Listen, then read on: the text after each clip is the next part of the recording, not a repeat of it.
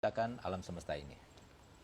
Hari Jumat juga adalah hari terakhir yang akan terjadi di dunia ini, yaitu terjadinya hari kiamat juga hari Jumat. Nah, oleh karena itu maka banyak hal terkait dengan hari Jumat dan dijadikan sebagai hari terbaik bagi umat seluruhnya, itu adalah hari Jumat sebagai penutupan hari-hari terbaik. Dan hari Jumat diburu serta dicari oleh para solihin, para aulia, dikarenakan pada hari Jumat itu terdapat satu saat, ya.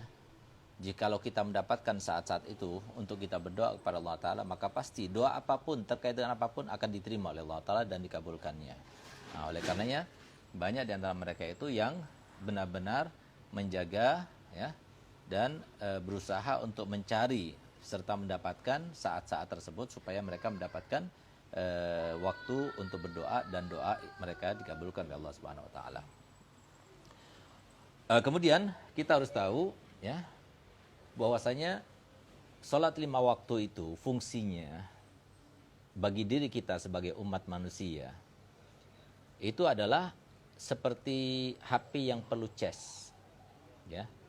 Sehingga kalau kita salat 5 waktu, maka berarti kita telah mengecas badan kita dengan cas yang benar, sehingga apa? Seluruh yang dibutuhkan oleh badan kita Allah penuhi. Sehingga apa? Kita dapatkan ketenangan, kita dapat kesenangan, kita dapat kebahagiaan, kita dapat kekuatan, kita dapat kesehatan, kita dapat apa yang kita harapkan. Nah, itu kalau kita melaksanakan sholat 5 waktu. Nah, itu perharinya. Kalau tidak, maka akan terjadi sesuatu. Nah, oleh karena itu, apalagi zaman-zaman seperti sekarang, ya, zaman pandemi COVID-19 ini, maka kalau kita ingin menangkalnya itu adalah dengan kita cas badan kita. Bagaimana caranya? Bukan cuma imun saja yang kita tinggikan, tapi imunitas yang batin juga harus kita tinggikan dan naikkan derajatnya. Bagaimana caranya? Dengan sholat 5 waktu. Allah Ta'ala tidak menentukan suatu kewajiban kepada hambanya, kecuali di balik itu pasti ada hikmah yang tersembunyi. Di antara hikmahnya itu adalah untuk mengecas badan kita supaya dia itu mendapatkan apa yang diharapkan. Nah, kemudian ada yang per hari, yaitu sholat 5 waktu. Ada yang per minggu, yaitu sholat Jumat. Kenapa? Karena Jumat itu, ya, bukan sebagai pengganti daripada sholat duhur. Yaitu sholat duhur itu kan 4 rakaat. 2 rakaat dilaksanakan sebagai Jumat, 2 rakaatnya sebagai gantinya adalah khutbah, 2 khutbah. Tidak. Nah, kenapa? Buktinya kalau seumpama kita itu nggak mau sholat Jumat, hanya kita melaksanakan sholat duhur, nggak cukup. Wajib kita melaksanakan Jumat. Nggak cukup dengan kita melaksanakan sholat duhur. Nah, berarti apa? Sholat Jumat itu bukan duhur maksur, tapi sholat Jumat itu adalah sholat mustaqillah yang diwajibkan Allah Ta'ala pada hari itu. Jadi bukan sholat duhur, gitu. Nah, oleh karenanya paling afdolnya jamaah itu adalah jamaah sholat Jumat. Karena apa? Jamaahnya itu sendiri hukumnya fardu ain, gitu, ya. Sedangkan keutamaan sholat Jumat banyak, ya.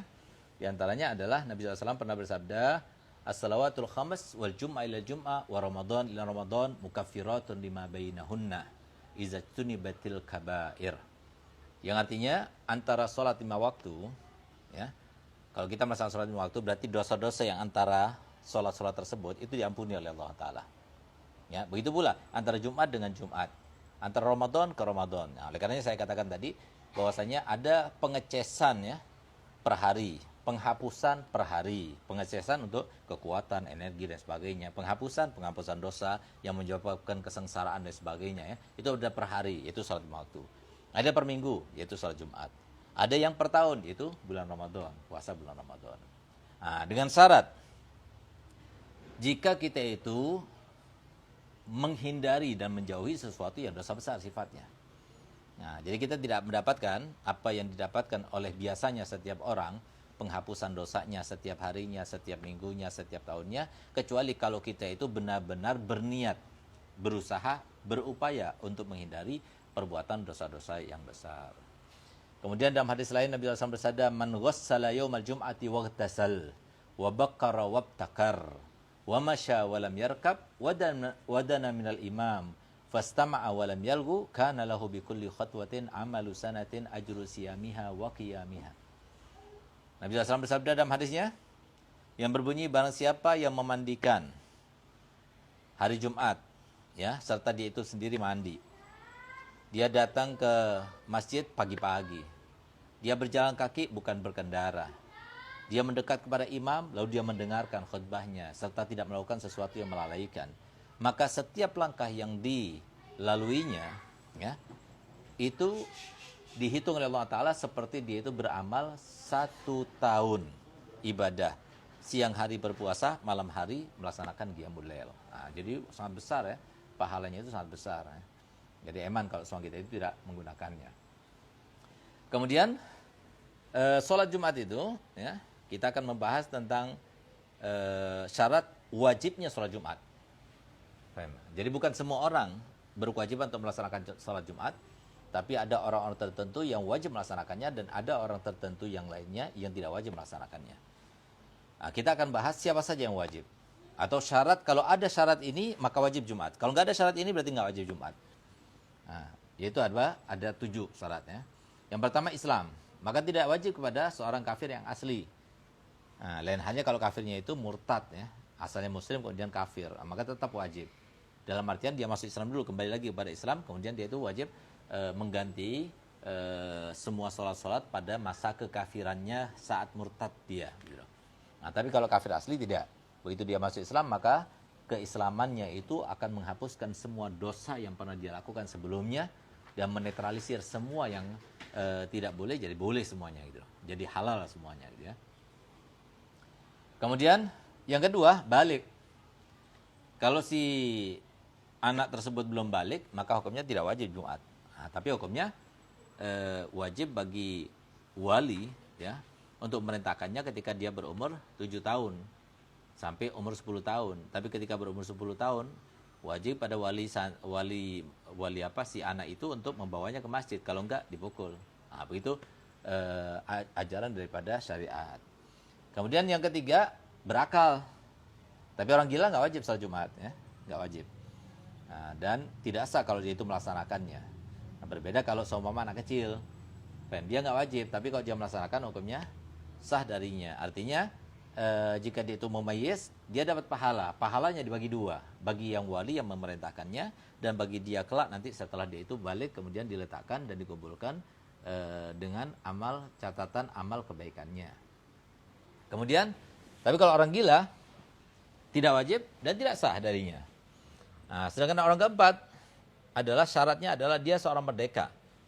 Jadi artinya lihat bagaimana agama Islam itu begitu bijaknya.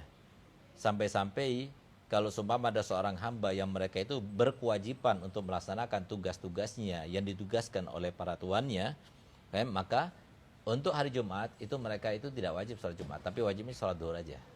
Tapi kalau mereka diajak tuannya untuk sholat Jumat, maka sah. Tapi nggak wajib. Nah, kita kan bicara syarat wajibnya. Kalau ada syarat ini berarti wajib. Gitu. Kemudian, yang kelima syaratnya, seorang laki-laki yang wajib sholat Jumat. Tapi kalau perempuan nggak wajib. Nah, jadi kalau perempuan nggak wajib. Nah, tapi kalau dia melaksanakan sholat Jumat, ada perempuan hadir juga sholat Jumat, ya berarti gugur kewajiban sholat duhurnya. Tapi tidak wajib. Nah, tapi apakah lebih baik sholat Jumat bagi seorang wanita itu pada zaman seperti sekarang ini untuk menghadiri sholat Jumat? Maka pertanyaannya, jawabannya adalah kalau seumpama dia itu masih menarik, ya, artinya jalannya dia itu menuju masjid akan menyebabkan fitnah dikarenakan dia itu adalah seorang wanita yang cantik atau masih bagus bodinya sehingga mematik perhatian para laki-laki kepadanya, maka hukumnya haram, ya. Tidak keluar masjid. Kenapa? Dia berkewajiban hanya sholat duhur bukan sholat Jumat. Nah, tapi kalau seumpama tidak menarik lagi, sekiranya dia itu sudah tua, ya, nah, maka hukumnya ya silahkan, tidak apa-apa gitu. Nah, tapi lebih baik adalah perempuan itu melaksanakan sholat duhur bukan Jumat di rumahnya. Gitu.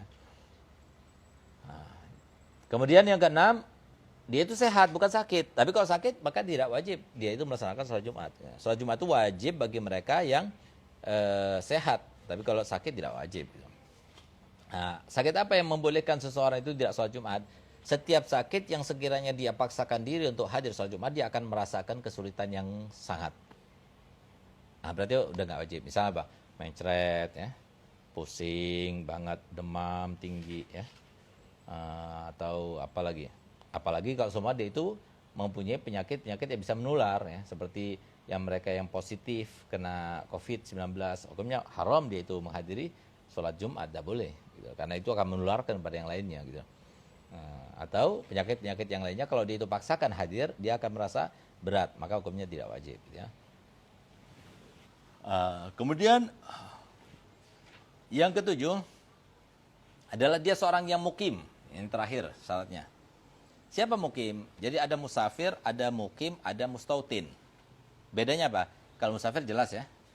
Musafir dia, seorang yang kebetulan berada di situ, tapi dia seorang yang melakukan suatu perjalanan. Kemudian ada mustautin. Mustautin itu adalah warga setempat. Misalnya Pak, di sini kita desa Raci. Maka setiap penduduk desa Raci asli, dia berkewajiban untuk melaksanakan sholat Jumat. Tapi yang mukim wajib, tapi tidak dianggap daripada 40 orang yang gugur dengannya kewajiban sholat Jumat. Gitu. Artinya apa? Jadi kalau mukim saja yang melaksanakan sholat Jumat, nggak sah. Harus ada mustautinnya. Mukim itu seperti anak santri, para santri itu mukim. Mukim itu adalah seseorang yang bertempat tinggal di suatu kota, lebih dari 4 hari, tapi ada niatan suatu waktu dia akan kembali ke tempatnya. Karena belajar seperti santri, karena bekerja seperti para pekerja yang kos di kota-kota besar dan sebagainya gitu ya. Nah itu. Jadi di sini yang wajib itu adalah mustautin. Tapi kalau mukim semuanya nggak ada mustautinnya, nggak wajib, sehingga mereka itu hanya melaksanakan sholat duhur, bukan sholat Jumat gitu. Kesimpulannya, bahwasanya di antara mereka itu ya ada yang wajib sholat Jumat, dan kalau dia melaksanakan sholat Jumat sah darinya, serta dia dihitung daripada salah satu 40 orang, karena syaratnya itu melaksanakan sholat Jumat itu harus 40 orang yang memenuhi syarat. Siapa dia? Itu mustautin. Mustautin siapa? Mustautin adalah warga setempat yang sehat, tidak sakit, laki-laki bukan perempuan, merdeka bukan budak ya. Kemudian yang kedua, ada yang wajib atasnya. Kalau dia laksanakan sah darinya, tapi tidak terlaksana Jumat itu dengannya. Siapa dia? Seorang mukim, wajib dia. Tapi kalau dia itu melaksanakan sah darinya, tapi tidak terhitung dari 40 orang. Gitu ya. Yang ketiga, ada yang wajib kepadanya, tapi tidak sah. Bahkan dia terlaksana darinya. Siapa? Murtad. Karena wajib dia kembali dulu ke Islam. Kalau dilaksanakan Jumat, nggak sah. Kenapa? Dia masih dalam keadaan murtad. Gitu. Yang keempat, tidak wajib atasnya, tapi sah darinya dan terlaksana dengan orang tersebut. Siapa? Seorang laki-laki yang mustautin, yang sakit. Gitu. Sebetulnya dengan sakitnya dia nggak wajib, tapi dia maksakan diri. Gimana hukumnya? Enggak apa-apa, sah. Dan terlaksana dengan dia terhitung daripada 40 orang itu. Gitu. Dan yang kelima, ada yang tidak wajib atasnya, ya, tapi sah darinya, tapi tidak terlaksana dengannya. Siapa? Musafir, seorang hamba, para wanita, anak kecil yang sudah mayyiz dan sebagainya gitu. Ya kalau dia laksanakan, dia nggak wajib laksanakan Jumat, tapi kalau dia laksanakan, ya sah Jumatnya. Dan tapi tidak dihitung salah satu daripada 40 orang itu. Dan ada pula yang tidak wajib atasnya, tidak sah darinya, serta tidak terlaksana dengan orang tersebut. Siapa? Ya orang kafir. Ya. Karena nggak wajib kepadanya. Kemudian kita setelah membaca syarat-syarat wajibnya sholat Jumat, kita akan membahas terkait dengan syarat sahnya Jumat. Tadi kan syarat wajib Jumat, sekarang syaratnya sahnya Jumat. Jadi secara umum. Jadi Jumat itu akan sah kalau memenuhi syarat ini. Kalau nggak memenuhi syarat ini nggak sah. Apa itu? Yang pertama, sholat Jumat itu dilaksanakan di tengah-tengah kota. Ya. Di tengah-tengah kota di sini maksudnya di tempat yang tidak boleh kita mengqashar atau menjamak sholat. Kan boleh kita, seperti pembahasan kemarin ya, boleh kita menjamak atau mengqashar sholat kalau kita sudah keluar dari batas kota. Selama kalau kita melaksanakan di tempat yang tidak boleh kita menjamak atau mengqashar sholat, berarti termasuk di tengah-tengah kota gitu. Itu maksudnya, bukan harus tengah-tengah kota banget gitu, enggak. Tengah-tengah desa, tengah-tengah kota gitu. Penting kalau kita sholat jamak di situ itu enggak sah. Karena apa? Karena masih kita berada di batas kota gitu, atau batas desa. Itu yang pertama syaratnya. Kalau semua berbenteng berarti dalam benteng. Ya, kalau seumpama berkerumun rumahnya itu berdampingan, maka berada di sekitar rumah itu. Ya, jangan sampai setelah berhenti jajaran rumah itu.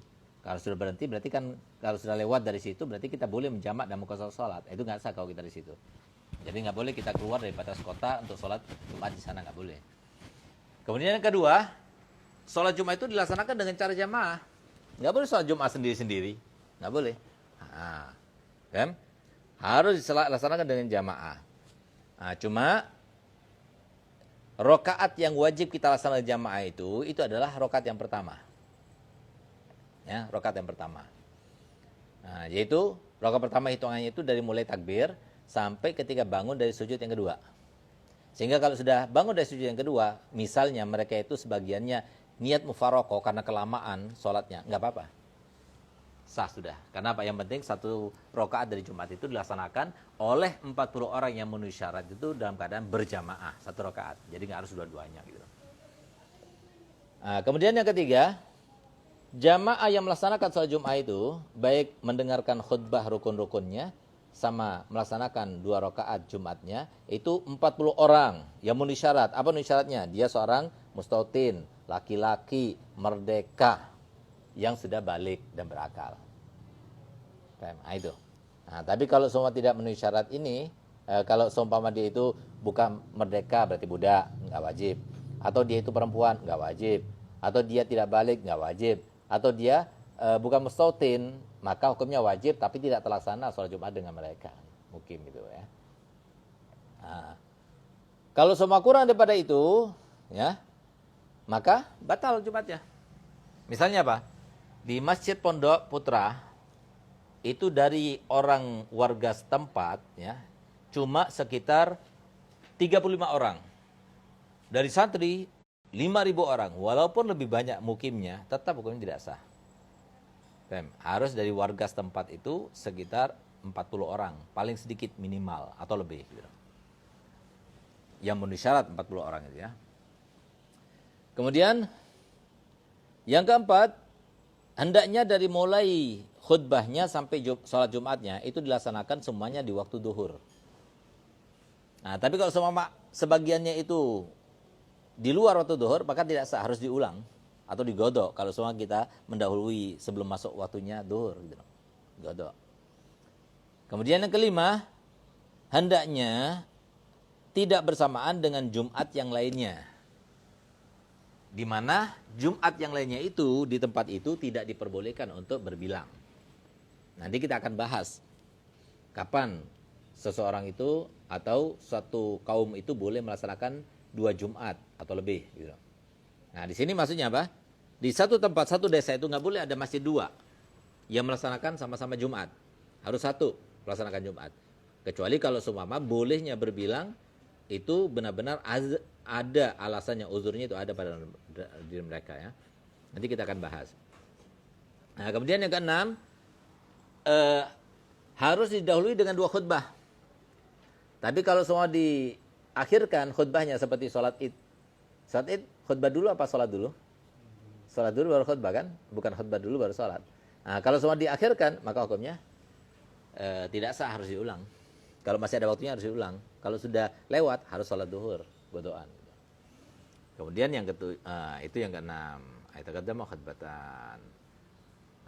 Itu syarat sahnya sholat Jumat. Nah, sekarang kita akan bahas, apakah boleh kita mendirikan Jumat di satu desa 2 kali Jumat? Boleh apa tidak? Mendirikan 2 Jumat di satu desa gitu, atau di satu kota. Boleh dalam 3 hal. Kalau ada 3 sebab itu boleh. Yang pertama, kalau seumpama antara 2 tempat itu kalau dijadikan satu itu akan terjadi suatu pertikaian. Misalnya apa? Ya mohon maaf. Misalnya di sini dari ormas tertentu, yang satunya ormas yang lainnya misalnya. Kalau dijadikan satu, mereka akan bentrok. Nah, maka hukumnya boleh sendiri-sendiri bikin. Itu yang pertama. Yang kedua, kalau seumpama tempat yang satu itu sudah tidak muat lagi. Tidak muat. Faham? Karena apa? Karena jamaah itu membeludak, sehingga apa? Membutuhkan pada masjid lainnya. Boleh dibikin tempat lain. Kalau satu masjid itu sudah tidak muat lagi. Dan yang ketiga, kalau seumpama antara dua tempat yang melaksanakan sama-sama Jumat itu saling berjauhan. Berjauhan itu ya didefinisikan atau dibatasi oleh para ulama dengan kalau seumpama di tempat yang satu yang melaksanakan sholat Jumat, mereka itu kemudian mengumandangkan azan, maka tempat yang lainnya nggak mendengar. Nah, gitu loh. Itu nggak pakai mikrofon gitu ya, pakai biasa, suara biasa gitu. Nah, kalau seumpama salah satu sebab itu terjadi, maka boleh dia mendirikan 2 kali Jumat. Tapi kalau tidak, nggak memenuhi syarat 3 ini, bukan salah satu sebab dari 3 ini, maka tidak sah salah satu Jumatnya. Artinya apa? Kalau terjadi bersamaan, ya, sama-sama takbir. Di sini al-ibra di takbir ya. Nah, siapa yang pertama mengucapkan Allahu Akbar? Nah, yang kalau bersamaan, maka dua-duanya nggak sah. Dua-duanya kumpul sholat Jumat lagi kalau masih ada waktu. Nah, tapi kalau seumpama ada yang duluan, ya, maka yang duluan yang dianggap sah, yang akhiran harus sholat Jumat. Itu. Kemudian kalau seumpama ada yang duluan tapi diragukan, nggak tahu yang mana yang duluan, gitu. Apakah masjid yang si A atau masjid yang B misalnya, yang duluan. Nah, maka hukumnya wajib mereka itu berkumpul juga, kemudian melaksanakan sholat Jum'ah. Karena apa? Karena tidak terlaksana Jumat yang meyakinkan dihukumi sah. Nah, ngerti nggak? Nah, begitu pula kalau semua diketahui, jadi itu yang pertama, yang ketiga itu kalau semua kita ragu, yang mana gitu loh. Yang mana yang duluan, kita nggak. Nah, terus yang keempat, kita yakin ada yang duluan, cuma kita lupa yang mana yang duluan gitu. Nah, sama hukumnya ya. Nah, wajib mereka itu untuk kumpul sholat duhur. Nah, kemudian jadi nggak usah kumpul lagi, langsung sholat duhur gitu ya. Kalau semua ada yang duluan tapi kita lupa yang mana yang duluan. Nah, kemudian yang kelima, kalau seumpama ada salah satu daripada 2 Jumat ini yang duluan, tapi kita tidak tahu yang mana yang duluan. Yang di sini kah apa yang dulu? Apa yang satunya gitu. Nah, yang kedua tadi kan ragu gitu ya, kita ragu. Ya, yang ketiga tadi kita ragu. Yang mana yang duluan? Ini enggak ketahuan. Yang mana ada yang duluan, cuma yang mana yang duluan? Apa yang ini apa ini? Saya nggak tahu, saya bingung. Nah, gimana hukumnya? Sama juga, mereka itu hendaknya melaksanakan sholat duhur. Semuanya, bukan hanya yang diragukan itu. Jadi semuanya itu harus melaksanakan sholat duhur. Nah, itulah yang terkait dengan sholat Jumat. Lalu kita akan membahas tentang rukun khutbah Jumat. Jadi kalau khutbah Jumat itu ada syaratnya. Kalau nggak memenuhi syarat ini, maka tidak sah khutbah Jumatnya. Kalau khutbah Jumatnya nggak sah, otomatis Jumatnya juga nggak sah. Sholat Jumatnya nggak sah. Nah, jadi rukun khutbah itu yang harus dilaksanakan oleh si khotib itu ada 5. Yang pertama, membaca hamdalah, alhamdulillah. Itu paling sedikit. Kemudian, yang kedua, membaca sholawat kepada Nabi SAW di dalam 2 khutbah sekaligus. Khutbah pertama, khutbah kedua itu harus ada hamdalah, harus ada sholawat kepada Nabi. Begitu pula yang ketiga, wasiat bitaqwa.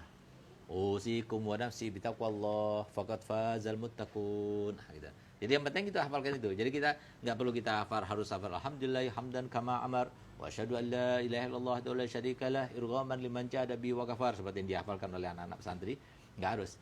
Nah, dengan cara bagaimanapun yang penting harus ada hamdalah. Yang kedua harus ada salawat kepada Rasulullah. Yang ketiga harus ma'asyar muslimin rahimakumullah usikum wa nafsi bitaqwallah faqad fazal muttaqun. Nah, gitu. Udah itu yang keempat, dia membaca ayat ya di salah satu daripada keduanya. Nah, lebih baik di khutbah yang pertama, bukan khutbah yang kedua. Nah, sedangkan yang kelima adalah doa untuk kaum mukminin. Enggak boleh doa khusus untuk dirinya, doa untuk kaum mukminin. Paham?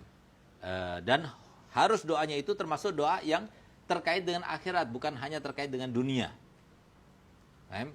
Dan disunahkan untuk diperuntukkan untuk para umara gitu ya. Nah, maka Kalau baca ayat di dalam duanya, nggak jadi masalah. Dan nggak harus khusus ayatnya itu dibaca seperti yang seperti apa? Seperti para khotib itu baca wa iza quri'al Qur'anu fastami'u lahu ansitu la'allakum turhamun. A'udzubillahi samil alim minasyaitonir rajim. Bismillahirrahmanirrahim. Misalnya dia baca ayat Barakallahu li lakum fi Qur'an azim wa nafa'ani wa iyyakum bima fi min ayati wa dzikril hakim wa taqabbala minni wa minkum tilawatahu innahu wasamil alim. Enggak harus seperti itu. Mau baca ayat sengaja dia baca ayat ya untuk melaksanakan rukun atau melaksanakan ayat karena memang materi yang dijelaskan itu terkait dengan ayat itu. Ya enggak apa-apa. Yang penting diniati untuk melaksanakan rukun. Nah, itu saja rukunnya. Nah, selain itu hukumnya enggak wajib, sunnah gitu lah. Nah, oleh karenanya seperti sekarang dianjurkan kan di saat-saat pandemi seperti ini tidak terlalu lama khutbahnya. Kalau bisa 5 menit saja. Cukup itu 5 menit. Nah, misalnya apa? Yang pendek seperti ini ya. Alhamdulillah. Wassalatu wassalamu ala Rasulillah. Sayyidina Muhammad bin Abdullah wa ala alihi wa sahbihi wa la haula wa la quwwata illa billah. Usikum wa nafsi bitaqwallah faqad fazal muttaqun. Sudah, duduk. Boleh? Boleh. Nanti yang kedua, kemudian kita baca ayat sama Al-Quran. Nah, atau yang pertama kita tambah ayat. Ma'asyar muslimin, rahimakumullah, usikum wa nafsi bitaqwallah, faqad fazal muttaqun. Faqad qala Allah Ta'ala fi kitabil aziz, a'udzubillahi minasyaitonir rajim, bismillahirrahmanirrahim. Ya ayyuhalladzina amanu taqullaha haqqa tuqatih wa la tamutunna illa wa antum muslimun. Udah. Aku qauli hadza wa astaghfirullahal azim li wa lakum wa li sa'iril muslimin fastaghfiru innahu wal ghafurur rahim. Duduk.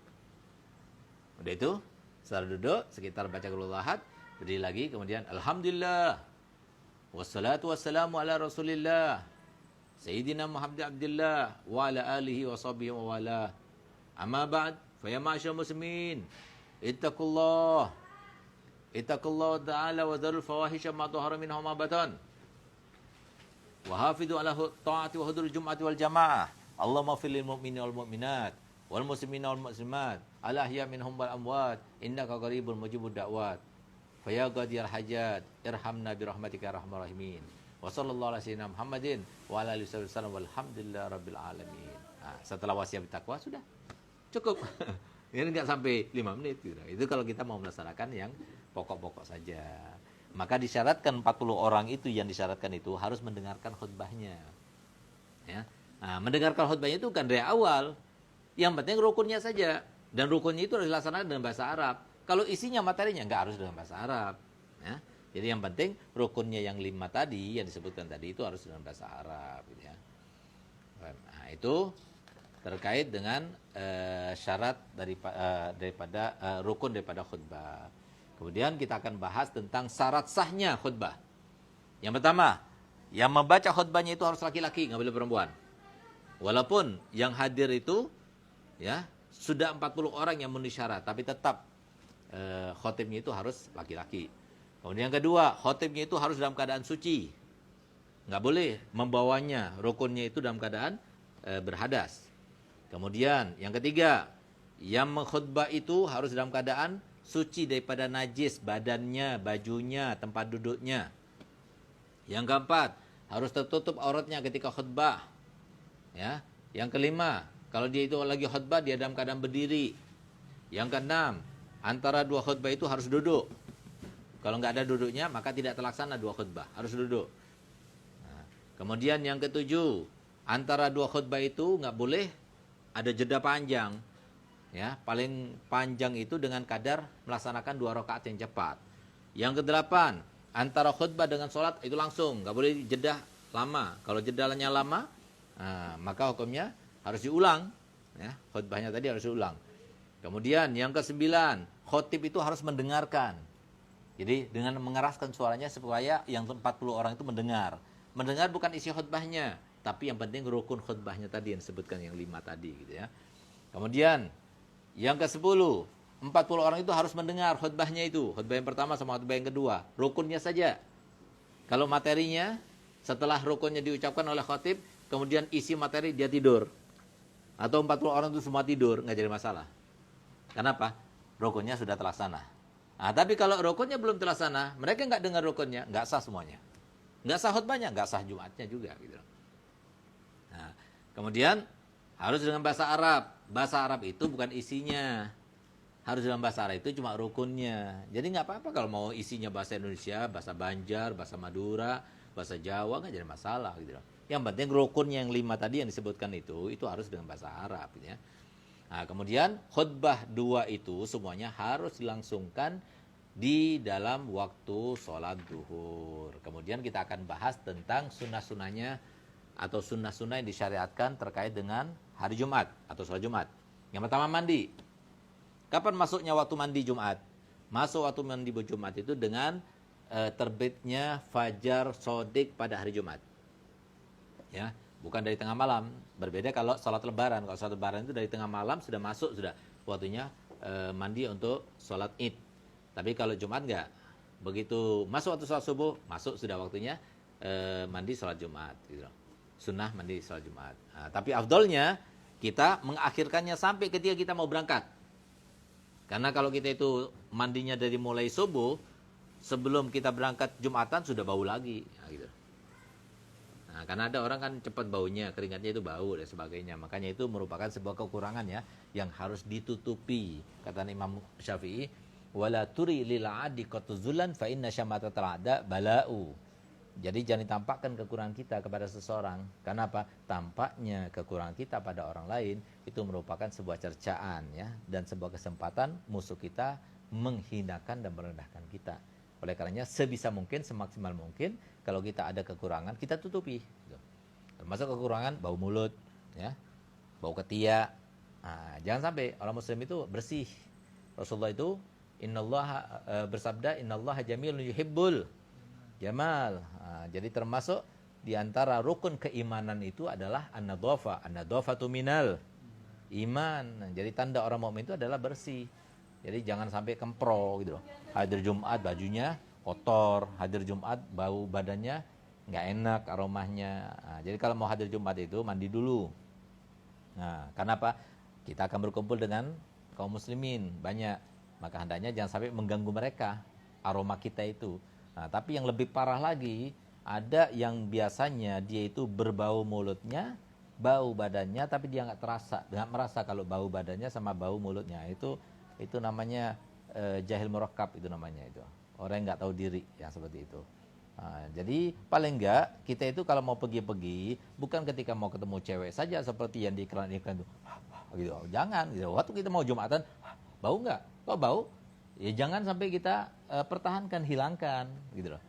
Ya, jadi hilangkan karena tidak ada sesuatu kekurangan pada diri manusia kecuali pasti ada solusinya. Ya, kecuali pasti ada solusinya. Misalnya apa? Bau mulut kita. Bau mulut itu kan ada sebabnya. Sebabnya apa? Nggak makan, ya makan. Ya, nggak ngomong lama, ya ngomong, gitu lah.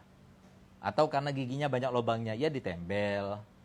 Atau banyak jigongnya, ya sikatan.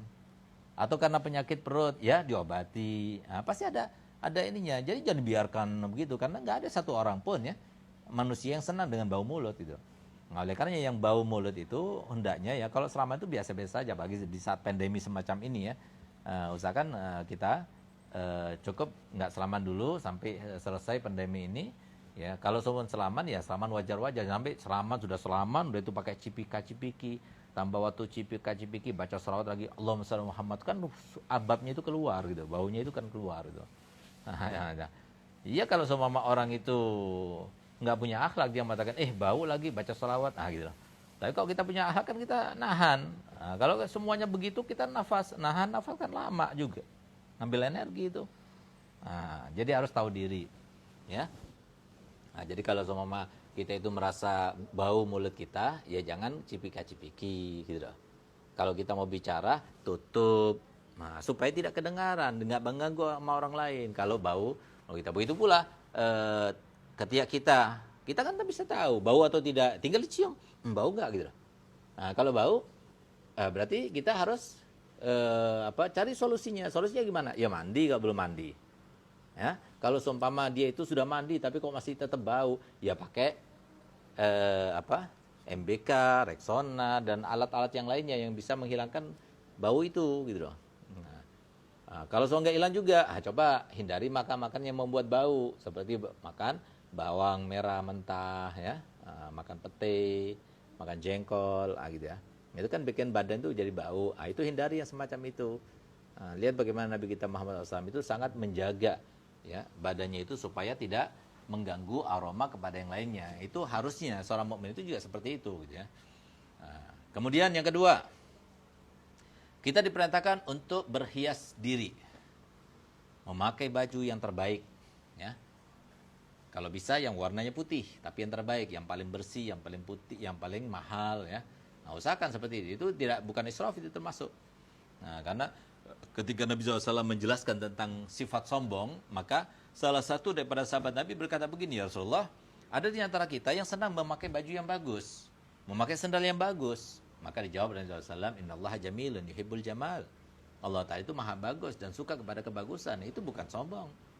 Al-kibru batarul haq wa ghamtun nas. Yang namanya sombong itu adalah menolak suatu kebenaran dan merendahkan orang. Jadi kok kita pakai baju yang bagus, nggak apa-apa. Ingat kan? Allah Ta'ala berfirman dalam Al-Quran, fa'amma binikmati rabbika fahadis. Hendaknya kamu gunakan kenikmatan yang Allah berikan kepada kamu, tapi sesuai dengan kebutuhan dan menurut kemampuan. Nah, gitu lah. Itu standarnya. Kalau kita itu tidak membutuhkan, kita beli. Itu namanya israf. Mubazir itu pemborosan namanya. Wal mubaziruna kanu min akhwanish syayatin. Orang yang boros itu termasuk saudaranya setan. Ya, itu kalau semacam itu. Tapi kalau enggak dia butuhkan sesuai dengan kemampuan, enggak jadi masalah. Dia butuhkan, tapi dia di luar kemampuannya. Nah, jangan paksakan, karena itu pemborosan namanya. Tapi kalau seumpama kita punya rezeki lebih, ya, kemudian kita membeli yang lebih mahal, kita mampu untuk membelinya dan kita butuh untuk membeli itu, ya nggak jadi masalah. Nah, jadi kalau kita membeli sesuatu dengan kadar kemampuan kita dan sesuatu yang kita butuhkan, maka itu bukan termasuk pemborosan. Ya. Nah, bahkan banyak orang itu yang beralaskan semacam itu, alasannya itu sebenarnya bukan seperti itu, tapi takut dikatakan orang punya, gitu ya. Nah, sehingga tatkala dia itu terkenal dengan orang yang punya, akhirnya takut banyak orang datang minta bantuan sama dia. Itu termasuk sifat-sifat kebakilan yang semacam itu. Oleh karenanya Allah Ta'ala meniadakan sifat itu dengan mengatakan fa'amma binikmati rabbika fahaddis. Nah, jadi bersyukurlah kepada nikmat yang Allah berikan. Innallaha yuhibbu an yara asara nikmati ala abdi. Sesungguhnya Allah Ta'ala itu suka kepada hambanya ketika diberikan nikmat, dia tampakkan. Sehingga dia itu bersyukur padanya. Nah, itu seperti itu harusnya. Gitu ya. Jadi kita diperintahkan untuk memakai pakaian yang bagus, terutama hari Jumat, pakai pakaian yang putih, ya, yang baru, yang bersih. Nah, kemudian semuanya kalau bisa serba putih. Dari mulai imamahnya, songkoknya putih, bajunya putih, semuanya putih. Jadi nggak harus, kalau ada orang pakai putih kemudian disangkanya, loh kamu itu belum haji kok sudah pakai putih sih, gitu. Enggak, karena pakaian putih itu hukumnya sunnah, nggak harus haji. Mau pakai peci putih itu nggak harus haji. Pokoknya kalau kita mau melaksanakan sunnah Nabi, maka hari Jumat itu sunnah untuk kita memakai yang serba putih. Jadi usahakan seperti itu. Kemudian yang ketiga disunahkan untuk bersih-bersih. Kita potong kuku hari Jumat, kita potong bulu ketiak hari Jumat, kita potong bulu kemaluan hari Jumat. Pokoknya bersih-bersih semuanya itu hari Jumat dilakukan. Itu sunnah ya. Kemudian ketika mau melaksanakan sholat Jumat, kita pakai minyak wangi. Tambah mahal minyak wanginya, tambah besar pahala yang didapatkannya. Tambah murah, tambah sedikit pahalanya. Apalagi kalau minyak wanginya itu nyong-nyong gitu ya. Nah, itu jangan dipakai itu. Nah, itu bikin pusing orang yang menciumnya itu, yang nyong-nyong itu. Nah, nyong-nyong itu yang baunya itu kalau dihirup itu ya aromanya itu nyong, jadi pusing orang yang mendengarnya gitu. Nah, makanya dimakan minyak nyong-nyong gitu. Yang biasa yang dijual itu 10.000, 15.000, nah, itu ya. Nah, jadi kalau mau beli yang murah, ada yang murah tapi nggak nyong-nyong. Seperti apa? Seperti yang bibit-bibit buah-buahan, bibit apel, ya, bibit blueberry, bibit apa dan sebagainya, itu nggak apa-apa, nggak masalah itu. Tapi jangan yang nyong-nyong, ya, seperti apa malaikat subuh apa gitu ya, hajar aswad dan sebagainya. Nah, jangan gitu. Ya, oleh karenanya kadang-kadang kita udah pakai yang mahal. Nah, saya punya oud itu Itu empat tempat ya, satu tola ya. Satu tola itu berarti 10 gram kira-kira. 10 gram itu saya bagi 4 botol. 2,5 gram, 2,5 gram. Itu harganya 1.200.000. Nah, jadi tambah mahal tapi besar pahala yang kita dapatkan gitu loh. Nah, sudah kita pakai itu, akhirnya ada orang yang ngasih pakai nyong-nyong, hilang itu bau out-outnya itu. Rugi saya, akhirnya pahalanya jadi hilang gara-gara yang dikasih nyong-nyong. Makanya kan saya punya guru Abu Yazid Muhammad Maliki pernah suatu waktu mau dikasih minyak, tapi minyak yang nyong-nyong itu. Akhirnya Abu Malik nggak mau. Akhirnya ditegur sama dia, Abu ya, menolak minyak wangi itu hukumnya makruh. Iya kalau minyak wangi ini bukan minyak wangi, ini apa Pak Pung. Kalau istilahnya sekarang ini Pak Pung ini atau tir gitu kata-katanya Abu Maliki. Nah, jadi kalau yang bikin pusing ya jangan ya. Nah, jadi jangan dikasih sama orang. Udah kayak kalau inti senang ya udah inti pakai sendiri kalau bisa. Kadang-kadang kita ada orang yang terganggu dengan minyak nyong-nyong itu lebih daripada baunya jengkol, baunya baunya pete gitu ya. Nah, jadi usahakan minyak yang murah ya banyak, tapi nggak nyong-nyong gitu. Nah, yang nyong-nyong itu yang pokoknya kalau dia cium pusing orang gitu. Sengkek kata orang itu sengkek gitu. Nah, jangan ya. Nah, jadi usahakan yang bibit nggak ada alkoholnya. Kalau ada alkoholnya kan ada khilaf di antara ulama. Pakai yang nggak ada alkoholnya, tapi tidak nyong-nyong gitu ya. Nah, kemudian yang keenam, hendaknya ketika kita yang kelima, hendaknya kita itu berangkat ke Jumat itu dari mulai pagi. Sunnahnya. Nah, tapi jarang orang sudah melaksanakan yang semacam ini ya. Nah, karena apa? Untuk mendapatkan pahala yang besar. Karena pahalanya itu besar kata Nabi SAW dalam hadisnya, kalau seumpama kita itu datang di awal waktu, maka Allah Ta'ala akan memberikan kita pahala berupa apa? Berupa apa namanya? Badanah, sapi atau unta besar. Nanti kalau waktu yang kedua kita datang, kita dapat apa? Ayam. Nah, lumayan besar kan? Nah, tapi kalau yang ketiga dan seterusnya dapat telur. Gitu. Nah, jadi kita kebanyakan dapat telur semua gitu. Nah, kalau kita dipilih mau dapat sapi, mau dapat ayam, apa mau dapat telur? Pilihnya apa? Sapi. Nah, makanya berangkat dari pagi. Gitu. Nah, tapi ada juga yang mentakwilkan hadis itu bahwasanya hitungan itu bukan dari mulai masuknya fajar, bukan mulai dari terbitnya matahari, tidak, tapi dari mulai masuknya zawal. Gitu. Jadi mulai masuk Jumat, kalau dia itu ada di situ, berarti dia dapat badana itu. Gitu. Nah, tapi ya, enak kan ikut goal yang semacam ini. Ala kulli hal ada yang berpendapat seperti itu ya.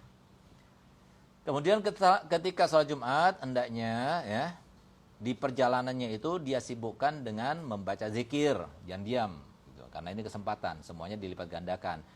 Jangan lupa pada hari Jumat dan malam Jumatnya. Berarti bukan Jumat malam, tapi malam Jumat, Kamis malam Jumat. Ya, nah, itu sunnah untuk membaca surat Al-Kahfi. Ya, kemudian membaca sholawat kepada Nabi SAW sebanyak-banyaknya, karena itu perintah Nabi SAW. Aksir sholawat ta'aliyah fi yaumil azhar wa lailatiz zahra, yaitu pada Jumat itu maksudnya. Nah, kemudian yang ke-9, hendaknya menyimak benar-benar khutbah yang disampaikan. Nah, yang ke-10, melaksanakan tahiyatul masjid. Nah, dengan cara yang dianjurkan, yaitu apa? Tahiyatul masjid itu kita laksanakan 4 rakaat dengan 1 tasyahud, ya.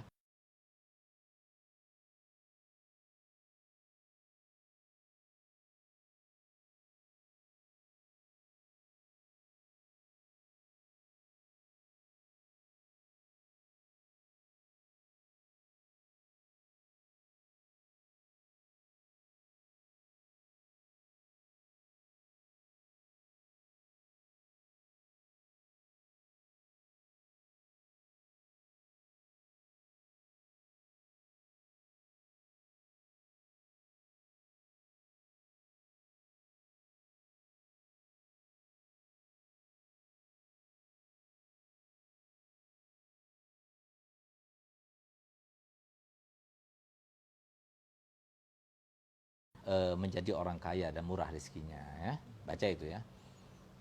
Kemudian hendaknya melaksanakan sholat subuh pada hari Jumat itu dengan cara jamaah. Nah, itulah yang disunahkan dan itulah hukum-hukum seputar sholat Jumat. Semoga ada gunanya dan semoga kita bisa melaksanakannya dan semoga apa yang kita laksanakan sekarang ini dihitung sebagai pahala yang diberikannya kepada kita semuanya, sehingga kita semuanya termasuk yang mendapatkan fadilah hadir majelis taklim walaupun online ini ya. Insyaallah dari kebanyakan dari jam 9 sampai jam 10 ya. Nah, walaupun di pengumumannya itu setengah 9 karena kita belum selesai melaksanakan sholat tarawih tadi. Semoga kita semuanya termasuk yang Allah berikan anugerah berkat majelis taklim yang kita laksanakan, dan semoga kita semuanya menjadi sebab ya, apa yang kita laksanakan ini menjadi sebab tersingkapnya semua bencana, semua cobaan, semua bala daripada kaum muslimin, terutama COVID-19 ini ya. Semoga cepat menyingkir daripada bumi ini insyaallah. Amin ya rabbal alamin. Ada ya pertanyaan yang masuk? Alhamdulillah kami ditemani Habib Ahmad. Habib Alwinya lagi ma'zur. Habib Ahmad ada pertanyaan masuk? Ana mau nanya. Sekarang kan sekolah diadakan full day. Ya. Pulang sore otomatis sholat Jumat diadakan di sekolah. Tapi belum tahu pasti jumlah mustautin yang hadir. Bagaimana? Iya, jadi kalau menurut yang mau tamat ya harus mustautinnya itu harus ada 40 orang, tapi di situ ada beberapa gaul ya, beberapa pendapat sampai 17 pendapat ya dalam jumlah orang yang sholat itu. Imam Syafi'i mengambil 40 orang, ada yang mengatakan 17 orang, ada yang mengatakan 4 orang, ada yang mengatakan 3 orang, ada yang mengatakan 2 orang aja cukup, gitu ya. Nah, jadi kita kalau seumpama terpaksa karena itu bisa mengambil waktu yang banyak kalau kita itu sholat Jumat di tempat yang lain, ya kita ikut gol itu aja gitu. Nah, jadi itulah maksud al-awam la mazhabalah gitu. Nah, yang penting kita serahkan kepada ulama setempat gitu. Jadi nggak usah kita itu ribut gara-gara yang semacam ini. Ya. Selama itu masih ada ditopang oleh pendapat para ulama, ya sudah kita ikuti saja gitu. Baden? Nggak ada pertanyaan lagi? Nah, jadi bagi siapa yang mau bertanya silahkan, tapi usahakan bertanya itu yang sesuai dengan bab kita ya, yang kita bahas sekarang ini, sehingga lebih spesifik, jadi lebih pas pembahasannya gitu ya. Nah, insyaallah nanti kita akan buka sesi terbuka, jadi konsultasi syariat secara umum gitu ya, insyaallah. Tapi setelah ibadah-ibadah ini kita bahas semuanya, baru kemudian kita akan mulai konsultasi syariat. Nah, sementara ini kita akan berbicara tentang ibadah-ibadah yang perlu kita tekuni. Nah, sekarang kita akan besok insyaallah kita akan membahas terkait dengan apa yang belum. Jumat sudah, tinggal apa yang belum ya. Kita akan bahas besok insyaallah terkait dengan salat-salat yang disunahkan. Apa? Enggak,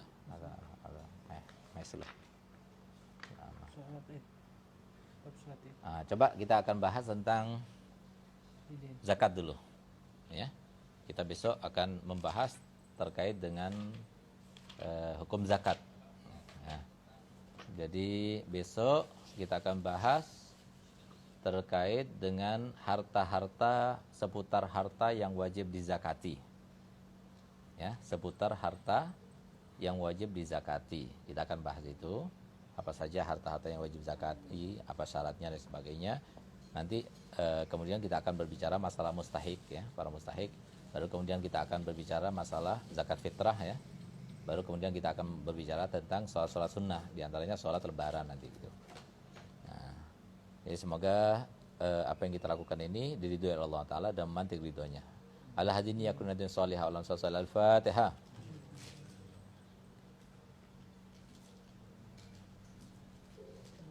Ya Rabbana tarafna bi annana tarafna wa annana ashrafna ala lada ashrafna fatub alaina tauba tawsil li kulli hauba wastur lana al-awrati wa aminir rawati waghfir li walidina rabbi wa mauludina wal ahli wal ikhwani wa sairil khillani wa kulli dhi mahabba au jiratin asohba wal muslimina ajma amin ya rabbi asma fadlan wajudan manna la biktisabin minna bil mustafa rasuli nahda bi kulli suli bil mustafa rasuli nahda bi kulli suli bil mustafa rasuli nahda bi kulli suli salla wa sallam wa alihi wa sahbihi idada tasi sahbi walhamdulillahi fil bad'i wa tanahi hamdan kasiran daim mahabbatin nasain subhana rabbil izzati yasifun wassalamu alaikum walhamdulillahi rabbil alamin sirril fatihah.